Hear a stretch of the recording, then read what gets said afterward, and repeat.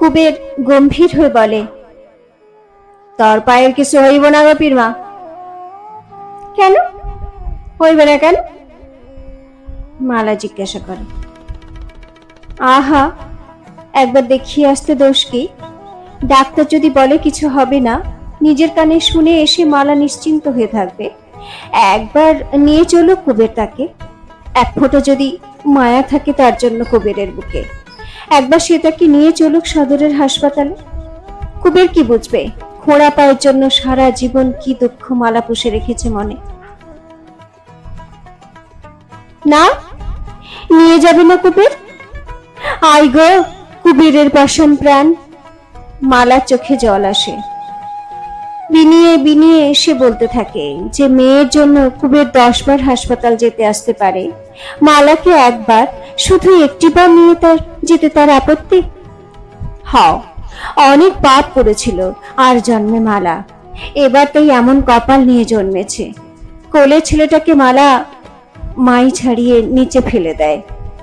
ঘুরে বসে দরজার খুঁটিতে ঠক ঠক করে মাথা ঠুকে আর কাঁদতে কাঁদতে আহ্বান করে মরণকে। যে মরণ এমনি নির্দয় যে মালার মতো পোড়া কপালের দিকে ফিরেও তাকায় না। চুপ যা গোপীর মা, চুপ যা। কেন চুপ যাবে? কুবেরের দরদ আছে নাকি মালার জন্য? সে তো কপিলার মতো ভঙ্গি করে হাঁটতে পারে না যে তাকে নিয়ে কুবের আমিনবাড়ির হাসপাতালে যাবে, হোটেলে রাত কাটিয়ে আসবে পরমানন্দে। কুবের বিবর্ণ হয়ে বলে, কি বা কথা কস গোপীর মা, মায়েরা ফেলুম কইলাম।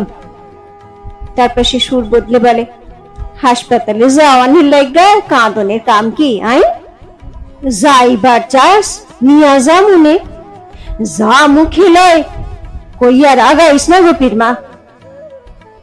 মালা ফুসফুস করতে করতে বলে, নিবা নির্জস নিবা? নেমো। কিন্তু মালাকে আমিনবাড়ি নিয়ে যাওয়ার সময় কুবেরের হয় না। হোসেন মিয়ার কাজের এখন অন্ত নেই, অবিরত চালান আসছে চালান যাচ্ছে। এবছর সতেজে ব্যবসা আরম্ভ করেছে হোসেন। মাঝখানে আবার একবার নৌকো নিয়ে নারকেলের ও চোরাই আফিমের চালান আনতে কুবেরকে সেই নোয়াখালীর উপকূলে যেতে হলো। এবার আফিম পৌঁছে দিল একটি স্টিম লঞ্চ।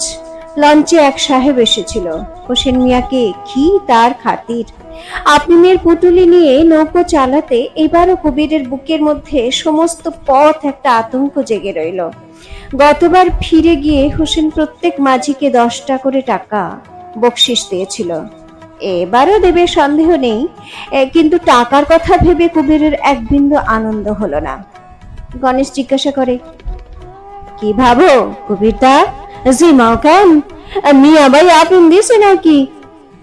কুবের বলে, সুবজা বলো। গণেশ বলে, কুকির মা রূপার পয়সা চায় কুবিরদা, ভাবে কি এবার মিয়া ভাইটা দিলে দিমো পয়সা গাড়াইয়া কুকির মারে। গণেশের খুশি ধরে না। কুবেরের গায়ে ঠেলা দিয়ে বলে, হোসেন মিয়ার নাই কাম নিয়া বড় কাম করছে কুবিরদা, তাহার মুখ দেখলাম। কুবের তীক্ষ্ণ দৃষ্টিতে সুদূর নদীর বক্ষে চেয়ে বলে, ওটা কি রে ঘনশ্যাম, পুলিশের লঞ্চ নাকি? হ। কুবের শিউরিয়ে বলে, কোন দিকে যায়? আমাকে দিকে আহে দেখি কুবিরদা। কুবের বিবর্ণ মুখে হোসেন মিয়ার কাছে যায়, ফিসফিস করে বলে, পুলিশ লঞ্চ আহে মিয়া ছাপ। হোসেন মৃদু মৃদু হাসে, বলে, বইটা ধরো গিয়া কুবির ভাই, হোসেন মিয়া থাকতি কারে ধরাও? নদীর মধ্যে জাল ফেলাইয়া মাল উঠাইব কোন হালার পথ? হ। বিপদ ঘনিয়ে আসলে আপিমের বান্ডিল নদীর জলে ফেলে দিলেই চুকে গেল। তাই হবে বোধ হয়। সেই জন্যই হয়তো হোসেন সর্বদা জলপথে আপিমের চালান নিয়ে আসে, নতুবা নোয়াখালী হোক চট্টগ্রাম হোক রেলে স্টিমারে চাঁদপুর আসা ঢের সুবিধা। কুবেরের ভয় কিছু কমে, তবু সুদূর পুলিশ লঞ্চের দিক থেকে দৃষ্টি সে ফিরাতে পারে না। লঞ্চটি যখন ক্রমে ক্রমে কাছে এসে পাশ দিয়ে চলে যায়, কুবের শ্বাসরোধ করে থাকে। একদিন ভোরবেলা বাড়ি ফিরে কুবের মালাকে দেখতে পেল না। গোপী বলল, রাসুর সঙ্গে মালা আমিনবাড়ির হাসপাতালে গিয়েছে। কুবের রেগে বলল, কার নাই? বাবু গো নাই। 3 দিন নদীর বুকে কাটিয়ে এসেছে। মেজাজ গরম হয়েছিল কুবেরের। রাগ এসে গুম খেয়ে রইল। গোপী গড়গড় করে ব্যাপারটা বিস্তারিত বলে গেল। মালা কদিন থেকে রাসুকে তোষামত করছিল। কাল মেজবাবু মকদ্দমার জন্য আমিনবাড়ি গেছেন। সেই সুযোগে বাবুকে বলে কয়ে মালা ও রাসু সঙ্গে গিয়েছে। মেজবাবু? মেজবাবুর নৌকায় মালা আমিনবাড়ি গিয়েছে? মেয়ের দিকে কুবের কটমট করে তাকায়। গোপী যেন অপরাধিনী। গোপী ভয় ভয় বলে, লখা লগে গেছে বাবা। সারাদিন কুবের বাড়ি ছেড়ে নড়ল না। জীবনটা হঠাৎ তিতো হয়ে গিয়েছে কুবেরের কাছে। সমস্ত সকালবেলাটা সে রাগে আগুন হয়ে রইল। নিধু মাঝি আলাপ করতে আসলে তাকে অকথ্য গালাগালি করে ভাগিয়ে দিল। বিনা দোষে মেরে চণ্ডীকে করে দিল আধমরা। তারপর রাগ কমে অপরাহ্নে আসলো বিষাদ। কেবলই মনে হতে লাগলো কুবেরের মালা প্রতিশোধ নিয়েছে। কপিলার সঙ্গে সে কিনা একদিন আমিনবাড়িতেই রাত কাটিয়ে এসেছিল। মালা তাই মেজবাবুর সঙ্গে সেই আমিনবাড়িতেই গিয়েছে, হাসপাতালে যাওয়ার সেই একই উপলক্ষের ছল করে। সন্ধ্যা হলো, মালা ফিরল না। অন্ধকারে গা ঢাকা দিয়ে আসলো হোসেন।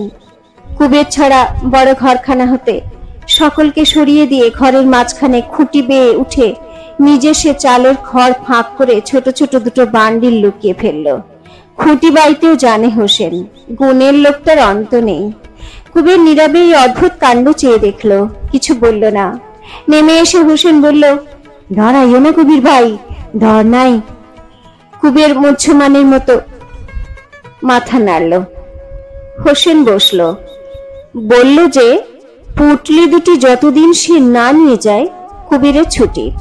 সারাদিন বাড়ি বসে আরাম করবে কুবের। কেমন চালে গোঁজা জিনিস দুটোকে সে পাহারা দেবে বটে, কিন্তু বারবার ওদিকে চাইবার প্রয়োজন নেই কুবেরের। একেবারে না তাকানোই ভালো। না, ঘরের চালায় কিছুই বোঝা নেই কুবেরের।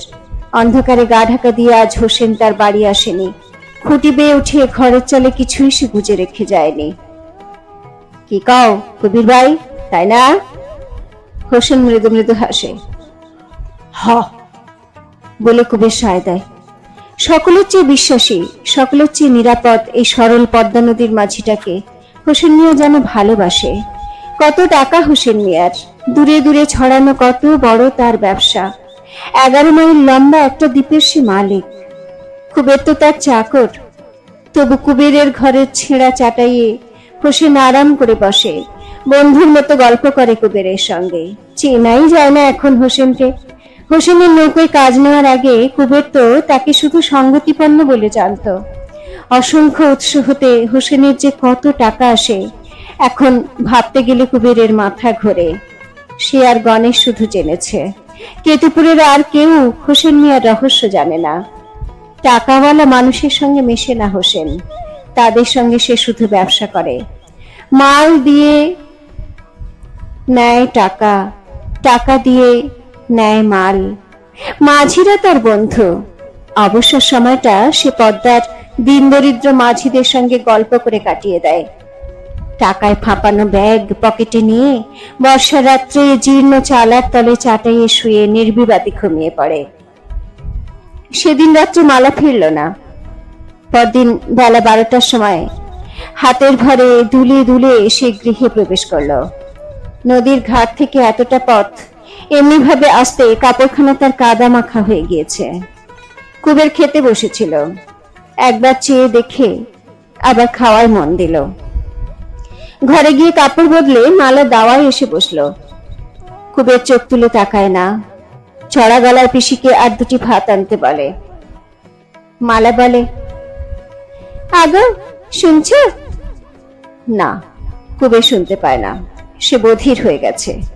মালা বলে, তুমি তো নিলা না, রাসুর লাগি তাই হাসপাতাল গেছিলাম। গোসানি করছো? জবাবের জন্য মালা খানিকক্ষণ অপেক্ষা করে, তারপর সজল কণ্ঠে বলে, ডাক্তার কয় পাও সারানের না আমার।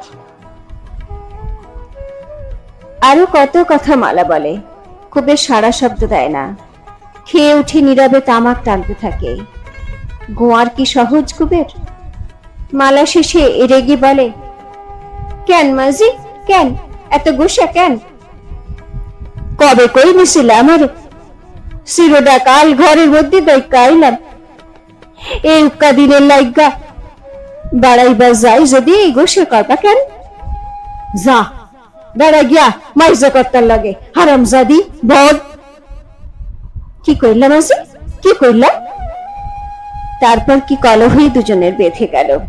প্রতিবেশীরা ছুটে এলো, দাঁড়িয়ে দেখতে লাগলো মজা।